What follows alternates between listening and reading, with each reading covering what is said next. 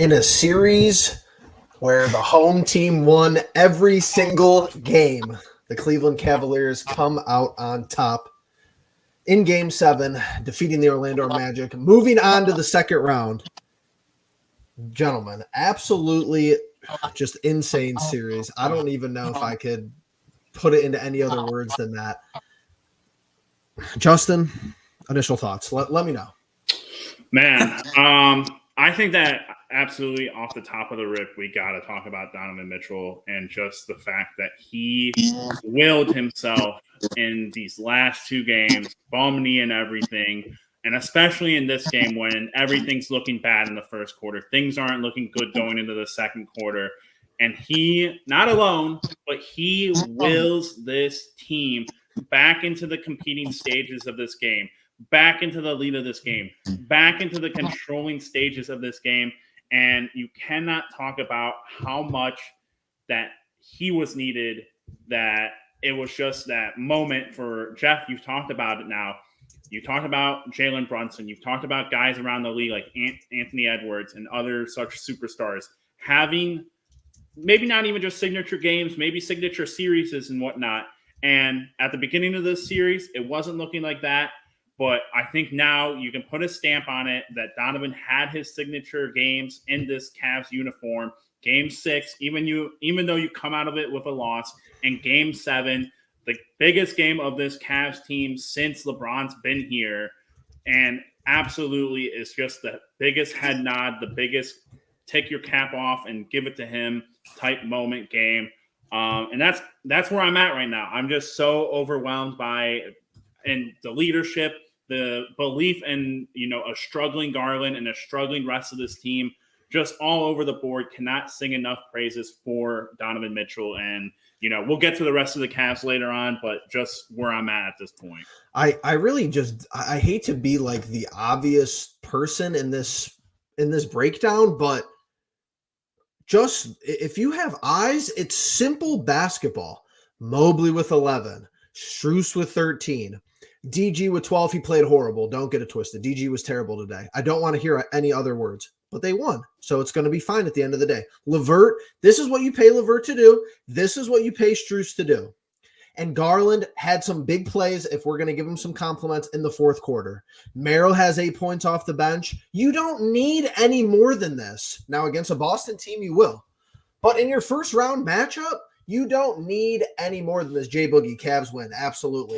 Nail biter, basically sweating the whole, the second half was fine. It was the first half in this game. Logan, you're taking a look at this box score. Yeah. Is this difficult? Like, I get it's the NBA. I get it's a playoff level. I understand. Like, the whistles are going to tighten up. It's going to be more difficult to score. But, like, the second half of this game seemed so seamless and flawless, and that we were just in control the whole time. Not that we couldn't have played better, but why is this like some sort of anomaly that we can't get this on a more consistent basis? Go ahead.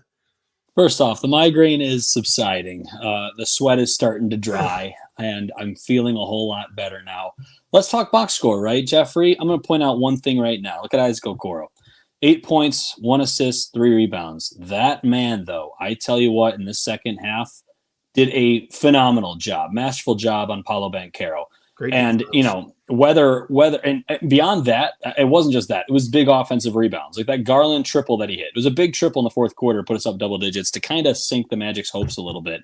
Garland misses the first, so Core does a great job getting position, getting the long rebound, getting another chance. Mitchell kicks corner. Garland hits another three, or the three, I should say. That was a big moment. This box score, Max Strus, talk about him in the second or third quarter, I should say. A third quarter that has absolutely plagued the Cavaliers all season. We showed up in the third quarter when we had to. In a game where it's win or go home, suddenly those things come together. We talked about the role players really struggling all series. Guys like Strus, guys like LeVert, Merrill sees some minutes. Those guys came to play. I cannot believe we saw more George Niang minutes, but I'm going to let that go right now. This is the fact of the matter, boys, right?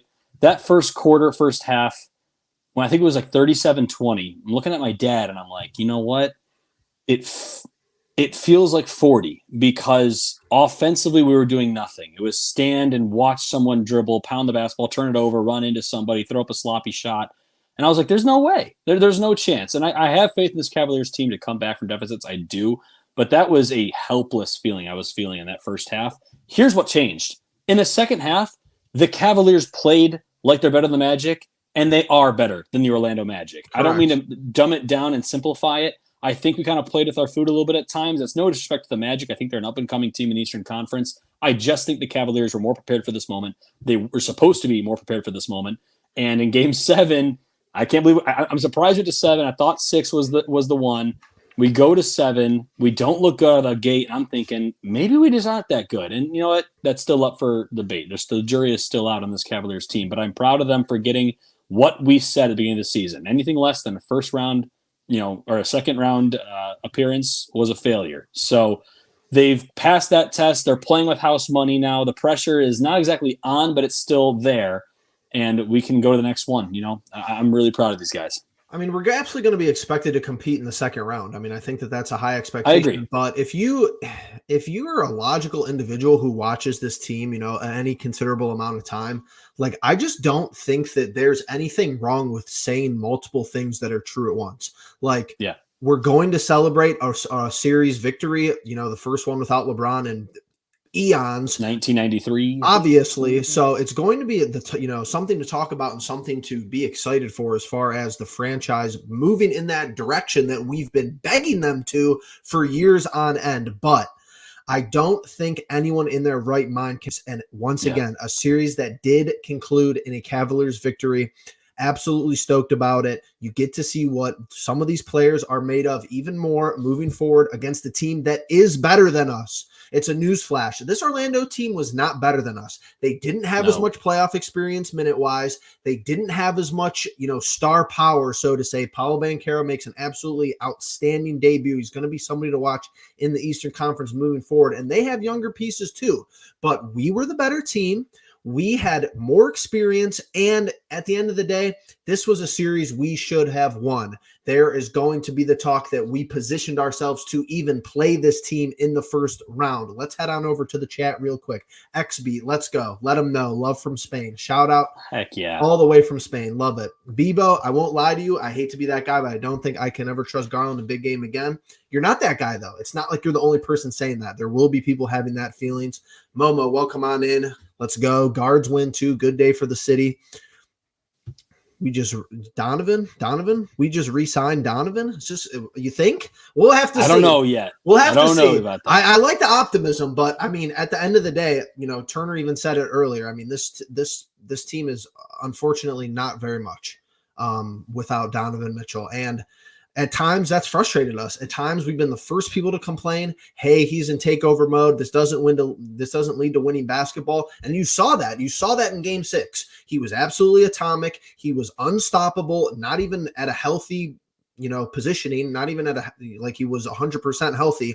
And we don't even win that game because your starters are so inept in that Game 6 that was turned around today. That makes all the difference. And yeah, you're at home. I understand that the home team wins every single game of this series, but we went from a point to being like, okay, we need our bench to be really good to make a deep playoff run, to Game 6 and 7 of this series where we were like, hey, if we could just have one more starter put the ball in the basket, we were going to win one of these games. And you get that here in Game 7, and then we're going to go from there. Ashton, welcome on in. From depression to excitement, but hey, just another day as a Cleveland sports The depression's fan. Around the corner, Ashton. It's a revolving door.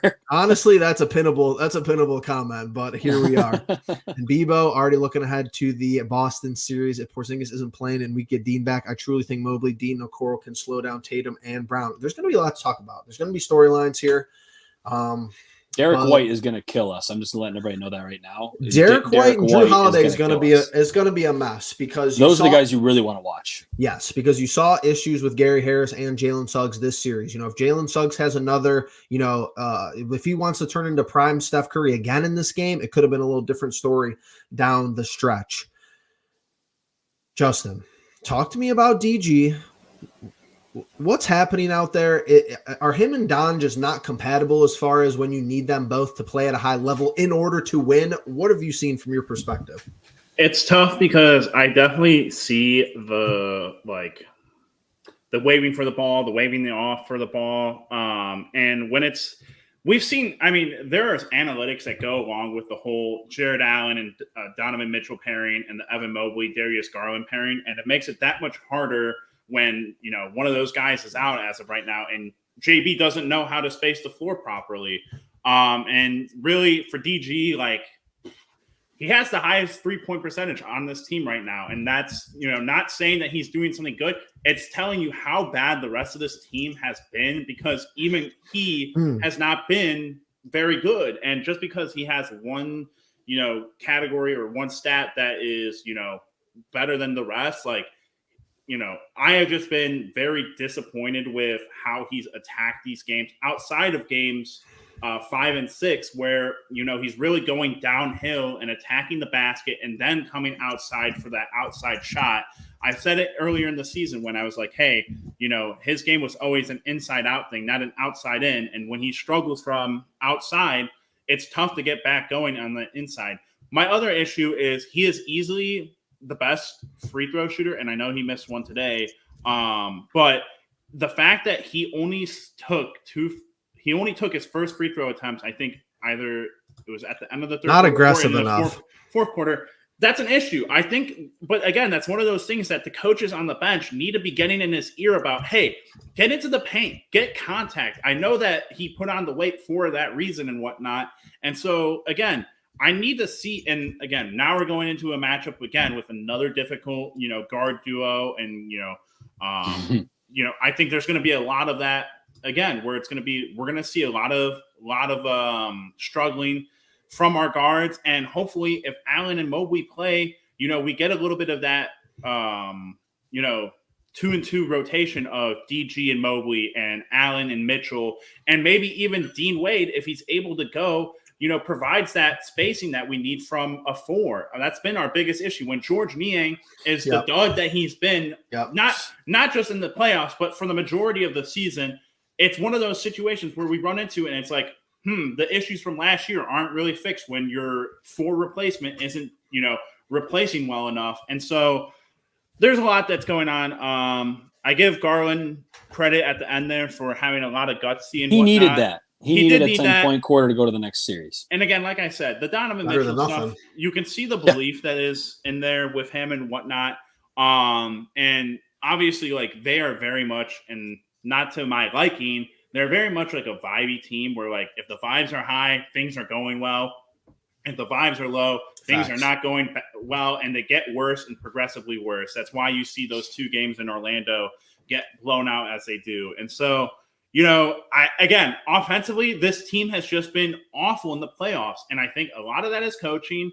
And I think you can, again, the meme on Twitter right now is Evan Mobley on offense is the, smooth SpongeBob meme. And then when he's on defense, he's that big Hulk guy. Yeah. Exactly. So he's one of those stud on defense. He really is. Yeah. It's just truly special. Ugly on offense a lot of the time. Truly special. But here's my thing about today though. And I think that Mobley gives you enough today, Justin, building off of that to win you the game. Right. 11 points, 16 rebounds with Allen out. And it's not even my criticism of he's bad offensively. I just think that in the playoffs, things get tightened up so much more. And him underneath the basket getting whacked, I think is just something that was ludicrous this whole series. I thought he got whacked every time he got the ball in the post. And he forced a couple of things, but at the end of the day, when he's supposed to be the natural 5 and he can't be because George Niang can't provide the spacing, or even Marcus Morris, who we went away from, can't provide the spacing. You bring Tristan Thompson in, can't provide the spacing. There's a lot of issues that go into Evan's game that we don't talk about a lot. And I think that's one of those things where, again, you come back to the coaching, you come back to the offseason acquisitions and whatnot, and you blame a lot of the stuff on that. I would say if we're going down the line, you have Donovan Mitchell at an A. You have Jared Allen at a B for not playing the last 3 games, but being your second best player through the series, even though he misses the last 3 games. Evan Mobley, and then it's just really a crapshoot. Max Strus, I think, gets bumped up a lot more now because of the last 2 games. He, finds his rhythm, finds his shot and the key moments and whatnot. And then, Garland is right with the rest of them with Karras and Okoro and not Niang, but like those three guys are having the most up and down series had the most up and down series that I can talk about. And it's one of those things where, like, we talked about it at the beginning of the series. Garland needed a reset. He didn't have it in this series. That's a big going into Boston, who is obviously the favorites. So a lot to really like digest and still trying to like figure out what is really going on. Again, you got to hope that Allen is back. You got to hope that Wade is back. For sure. And again, even then, there's so much more I want to talk about with this series because you go from those first two games, you win them. What was happening in those two games that stuck out to me? Your bench is completely different from the beginning of this series to the end of this series, where you were playing Caris LeVert, Isaac Okoro, and George Niang, strictly those three. And you gave Sam Merrill a few minutes, and he didn't make it. To at the end of this series now, where it's Tristan Thompson, Sam Merrill, and Marcus Morris, and again, Caris and Isaac. Isaac gets the start today. But one of those things where it's like, man, JB is really just in a blender in the postseason. And it's so unfortunate because I think this team is talented. I talked about going into this Celtics matchup before where I think like it's not all doom and gloom like they're going to 4-0 sweep us. They could 4-0 sweep us. But I think there's a lot of different things that we've done well against them in the past that as long as JB's not consistently in a blender all series long, maybe we give them a couple good games. I mean, just looking, Mike brings up a funny point here. Dean Wade says, I feel like that's the last time he's played was that game. That's the last recollection memory I have of him playing. But Justin, you bring up a good point. It's not like we've been like terrible against them, but it's regular season hoops versus postseason. I do appreciate Jay Boogie here. We just faced top 3 defense in the playoffs. Got to give Magic credit. Cavs offensive output should be increased in the next round. It's not that. To me, it's not really giving the Magic credit because, I will because I think that they played above their expectations for the first round at an absolute minimum. You could say that. I think they were probably the worst team in the playoffs as far as people who got a series. That would be my estimation just because I think the West was so good. So the fact that they took us to 7 games and won their home games, I mean, yeah, you have to give them credit for that, but it's not like we played, sterling basketball all through and through. I mean, what's the point total? What is the total points between these teams through 7 games? They probably outscored us, and we won the series because they beat us by 60 in combined in games 3 and 4. It might be close. I'm just kind of saying that off the top, but it might be close. This is what I want to say about going into next series before I throw it over to you, Logan. I feel like we've been saying this on Twitter, on YouTube for over a year at this point. The Caris LeVert dynamic, and this is the example, like the example game for me as far as the Caris LeVert. What does he do well? What doesn't he do well? How should we play him? Stuff like that. 15, 5, and 4 today for LeVert in 30 minutes. You could say he stepped up. He won us this game. He helped, lead us down the path of, hey, he was a consistent scorer off the bench. You could make all those arguments. And I hear you. But at the end of the day, LeVert had to be a secondary ball handler because through 3 quarters, that's how bad DG was. And if DG is, if first, second, and third quarter DG is that bad against Boston, we are not winning a game. I promise you. So yes, LeVert, way to step up and way to be a secondary option as far as scoring with Max Strus in tow, with Donovan Mitchell leading the way. Love it. There's nothing negative to say about that. But if LeVert is in that predicament, he's in that point, we've already completely lost the identity because that means DG isn't playing at a high level of basketball. And when you have Drew Holiday on the other side and you have Derek White on the other side, you need to play exquisite guard basketball. And that's just unfortunately what we are right now. J.A. is hurt. Dean Wade is hurt. Mobley's the only guy out there. Niang is unplayable. What does that leave us left with? Don, hopefully go for 40. DG, hopefully do something behind them. Strus and Merrill, please make your threes. LeVert, if you can not do stupid shit off the bench, Thumbs up. That's what it leaves us with. We'll see who's injured going into the first game of Boston. But Mike fact checking me live. 702 points for Orlando, 671 for us. We win the series. Love it. Let's move on to the second round. I'd love to play Boston. I want to see how we match up with them. But you still have existing issues that we have to address. We don't know about Jay, I don't think. Tom K just jumped on. Anybody think the C's are tougher than the Magic? Cavs banged up, but tough mentally this year. Yeah, I think the C's are considerably tougher than the Magic. And I'm not even saying that they're an elite squad. I don't think there's really an elite team in the East this year. That's been the most frustrating part to me because, yeah, you get the first round matchup.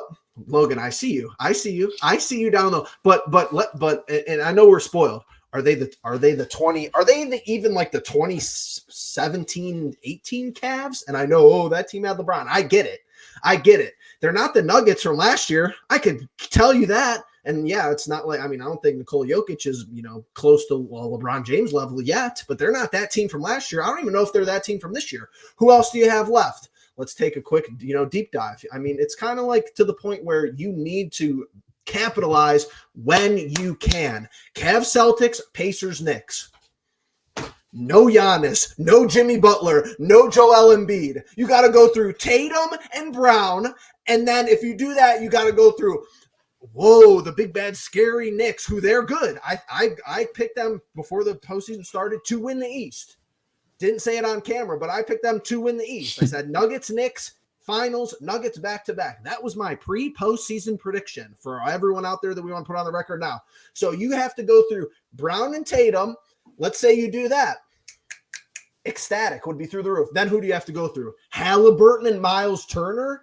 Or Brunson and OG Anunoby, and I get that they have good role players. Orlando, not very good. Took them out in 7. Love it. Jimmy Butler, no chance against Boston, not even healthy. Giannis and Dame's old as hell, and Giannis injured. See ya, get him out. Embiid tried to beat the Knicks single-handedly, him and Maxey, without having anyone else. Tobias Harris, that's like great value Georges Niang. Tobias Harris, not very good either. So you're not going through LeBron. You're not going through Jokic. You're not going through a Toronto Raptors Kawhi Leonard. Let's go.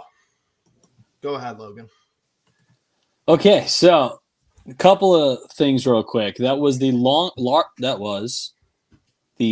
largest comeback in a Game 7 since 1997-1998 season. Now Donovan Mitchell only trails Michael Jordan in playoff clinching points per game, playoff game clinching points per game. But once again, we come back to our point earlier in the season. It takes historic measures for the Cavaliers to win games sometimes. Max Strus against the Mavericks, not hitting like 17 points in the final 3 minutes and a half-court shot to win. Dean Wade going nuclear in the fourth quarter, he had 23 or something like that in order to beat the Celtics. It takes historic things, and I tell you what, if the Cavaliers were to beat this Celtics team, it would also be historic. Let me talk about the Celtics matchup real quick. I haven't weighed in too much on it. Say Dean Wade does play. Say Okoro is good. Say Allen does play. We slow down Tatum and Brown. The difference is they have Drew Holiday, and they have Derek White, and those two players will be guarding Darius Garland and Donovan Mitchell. The Celtics have Al Horford. The Celtics have Derek White. The Celtics have Drew Holiday. They have Sam Hauser who can knock down some threes off their bench. We don't have people past Garland and Mitchell, at least not as reliable players as the Celtics do. We don't have anyone past 6 right now. I agree. So to me, it's less about Tatum and Brown. It's about Derek White and Drew Holiday. Tatum and Brown are going to get their points. We can slow them down all we want. But those other secondary players, even tertiary players, the Celtics have that advantage, and they have that advantage in a big way.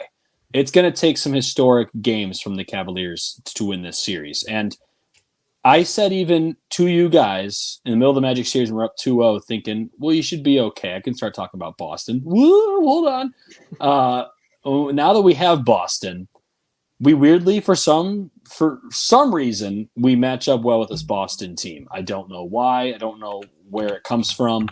But the fact of the matter is we will be playing a team that has good secondary, tertiary players. Boston has choked big time in the playoffs in the last 5-6 years. Like Tatum's been, I think, to 5 conference finals and 1 NBA finals in just his 6th or 7th year here in the NBA.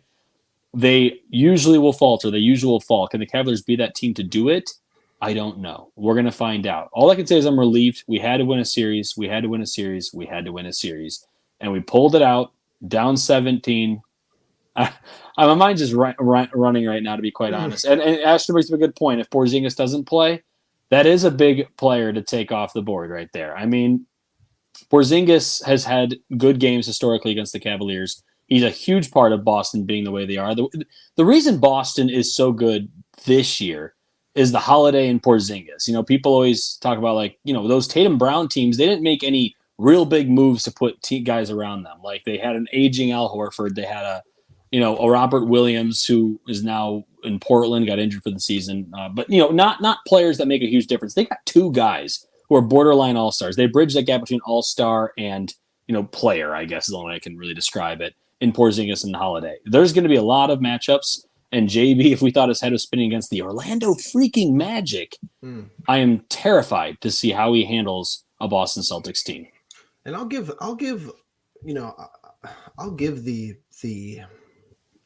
boy, I'll give the optimists out there their dues for this upcoming series, because I do understand that Boston is kind of fraudulent. Like, I think we've been saying it for a while, and like you just brought up, Logan, like, I don't know, sometimes they miss that killer instinct. Yeah, they have a lot. I think even they have considerably more playoff experience than us, even though we just got a ton, which can really be the only pro of me looking at, oh, you know, was there a huge pro besides winning the series, you know, going 7 games with Orlando?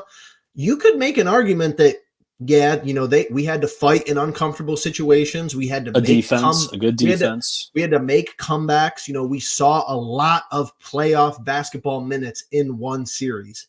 However, that also gets flipped on its head, because it's just not an ideal setup for this Cavalier team, considering Boston has been sitting idle for days at this point. Not only have they been rested, and doesn't seem like it's going to make a huge difference, according to Mike, as far as Porzingis goes, but every additional game that you give rest to the next team you play is also another additional game where their front office, their coaching staff, and, you know, a guy like Brad Stevens gets to scout what we do. Yeah. So, you know, it's not ideal, but I will say, I feel like the Cavs have won in spots all year long where it hasn't been ideal. The Dean Wade game against Boston, the Max Strus heave. I'm not saying that we're totally, you know, dead in the water if it's not an ideal setup. Like, it's not like everything has to go right for us to win, even though it would be nice. But, man, at the end of the day, crazy, entertaining first-round matchup that the Cavs come out on top for. I would really like for the Cavs to flip it on the head here and just play like the Magic played in this series against us. I mean, clearly and Jeff had us in 7, Logan had us in 6, I had us in 5. I very much thought we could handle this team. I think, again, like, the writing is on the wall with JB. I think the dude's in a blender constantly. Thank God he can be a team that's younger than us, I think, and, you know, has a less experienced coach than us. But at the end of the day, like, I want to see guys play like Suggs did, like Fultz did, guys that came off the Magic bench who are just like irritating and just hard-nosed and physical and everything. I think that's where a lot of the problems came in for us. And again, guys like Isaac Okoro, guys like Karis LeVert, those guys should just be pesting the other team constantly. People should realistically on other teams hate when guys like Karis LeVert and Isaac Okoro come in, not because they're great at what they do offensively or what they do, whatever. It's because on defense, they're just a bunch of pests. They get up in their grill and everything, and they are just being annoying. The same thing can go for guys like Garland. I saw it in the last 3 minutes. I don't expect him to do that because, again, for him, if he's doing that on defense, you know he's having a bad game offensively, and he feels like he has to make up for it. My thing with Donovan is he's going to constantly be the go guy. But when you have Jared Allen, hopefully, and you have Evan Mobley, you really, really just have to be able to go to your bench and go to guys like Marcus Morris, go to Tristan Thompson, go to the Karis LeVerts, go to the Isaac Okoro. Just get these guys minutes just so that they are pests. I don't care if they're fouling or, you know, whatever. They just have to get into these guys' heads that, hey, we might be the underdogs here, but we're going to come at you. We're going to give you our best shot. And if our best shot's 5 games, whatever. If our best shot is 7 games, great. But at the same time, I don't want us to go out like a bunch of I can't say the word online and everything, but you all know what I'm thinking. And it's one of those things where it's like, hey, there's a clear respect to the Magic. I am going to give them full credit. Respect to guys like Jalen Suggs. Respect to guys like Marco Fultz. Respect to guys like Paolo Banchero, who really fought and really showed out and were just like effort guys through and through. They were not the 5-team or the 5-win team I thought we could be over them, and 5-game team that I thought we could be over them. I really need that to be the case for the Cavs, because I think people in Boston are watching this series and they're like, man, we really want the Cavs licking here. Their chops. Yeah, Absolutely. I think they're really like, yeah, we really want the Cavs here. And I need us to go and turn it on their head. I don't know that you can steal one in Boston. If you could, it would be electric for us coming back. But I want us to be keeping these games nice and close. I don't need any Magic type games where it's just because if you get two of those if the first 2 games are like the first 2 games at Orlando, you can put all bets off of us winning a series against them. And that's because they'll definitely come into our home. They'll take one from us, at least one, and finish it off at home for them. Honestly, Justin, I love what you said there, though. Like, where's the grimy basketball? Like, and I know that that's not your MO if you're the favorite. Like, oh, you're the home team, you're the 4 seed. Yeah, they only would finish. And here's Justin, quick little nod to you, because I love this. Because they were talking about on the broadcast. Love this little tidbit of information. We were the 4 seed and they were the 5 seed, separated by 1 game. Before they would have been the 4 and got 4 home games, and we would have only had 3. Yeah. So yeah, when we bitch about a random loss to Charlotte in the middle of the season, yeah, you could call us crazy in the moment, but yeah, 1 regular season game kind of could make a huge difference. That's a side note. But where's the grimy hoops? I totally agree with you. Like, you're the underdog in this series, and I say grimy because it's almost slimy. Because if you have 2 different rib shots to Jarrett Allen, I think you're a little slimy.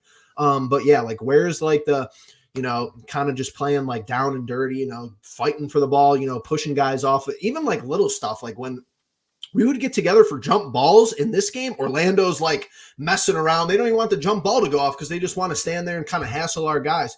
Richard Jefferson said Cavs in 7 versus. I think I finally saw Evan Mobley like get a little bit of heatedness. Yeah, is anyone gonna get pissed off? Of the game. But I need that. Like, I need these dudes. I don't need the Niang. I don't need the Niang point in game 1 though. I don't care if you're only going to do it when you're winning. Yeah. Do it the whole series. Do it if you're down 15 in the first series. Now, don't Pat Bev it. I'm not condoning the Pat Beverly actions because that's BS. That's bullshit. Yeah. BS. But I'm just saying, if you're gonna talk when you're up, you better be ready to have similar energy when you're down. Whether it's a little bit of a shove. I'm not saying dirty. I'm not saying flagrant technical foul thrown out of the game. But make him feel you. Teams literally have guys like Marcus Morris to like do these things, like the bench Wagner brother. Like, what else was he doing this series besides agitating people? I don't know. Not much else. Let's do a quick little preview of the Celtics series. Then we're going to hop off here. And by say little preview, I just mean general stats. And here's your series averages. And I know they only played 5 games against Miami, but considerably better numbers. 108 points a game. If they score 108 points a game, it will be hard pressed to win a game in this series, in my estimation, because we struggle to score 100. And I'm not saying that Orlando didn't play good defense.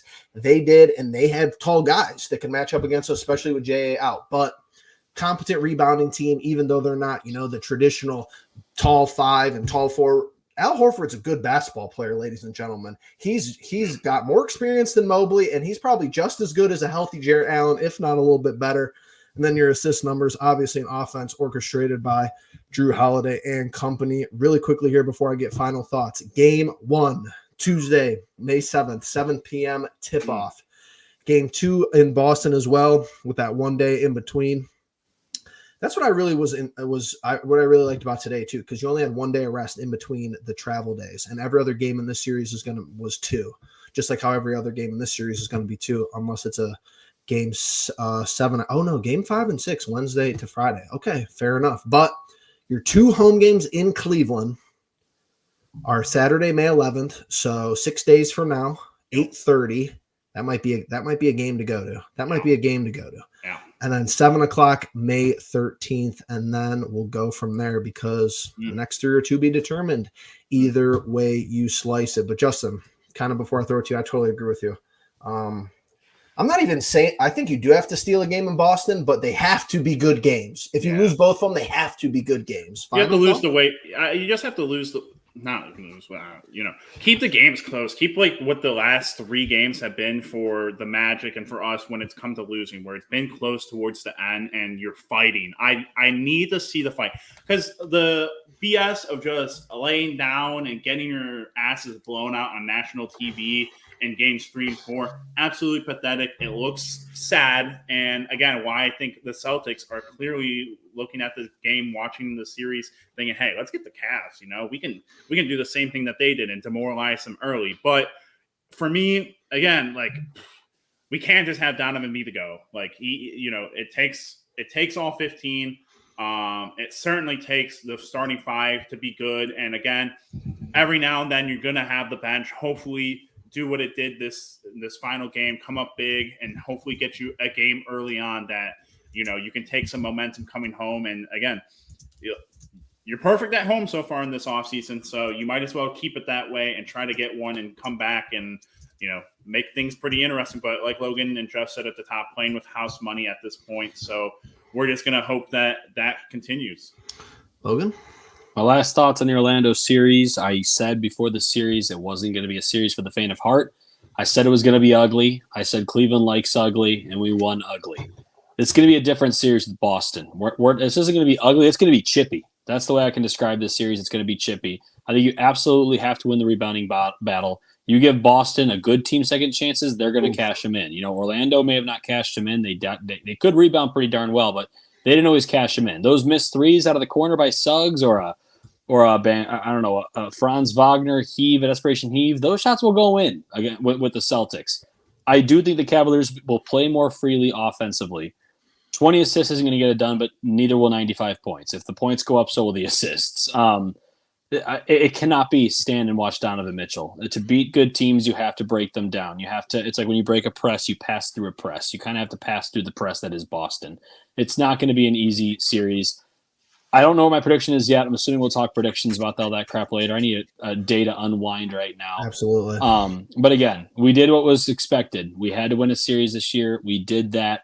We grinded. It wasn't pretty. We won ugly. And again, that's what I expected. So get the job done, and we move on. So looking forward to it. Going to keep it simple and straight to the point. A series win, specifically in 7 games as the home team against a team that you are superior than, was not the goal. It is a good milestone. We will congratulate the accomplishment. We will celebrate the victory because, hey man, it's Cleveland sports. You never know when good times are going to roll around, even if it's just a first round series win. But we'll take it. We said that was the first step of growth. That's not the ultimate goal, but you can't get to the ultimate goal without the first step. Secondarily, before we sign off here, here's going to be my motto for this series. I've just developed it right here talking with you gentlemen. Once again, absolutely great show. Appreciate you too. House money. You're playing with house money, but you already won that. You don't want to give any of it back. You don't want to give money back to the casino. That's money that you've won. So yeah, we're playing with house money, but it's not something you want to throw away at the end of the day. With that being said, shout out to everyone in chat, keeping it active, keeping it live. Hit that like button. Make sure you subscribe down below. And we appreciate you being the pulse of it all. Peace.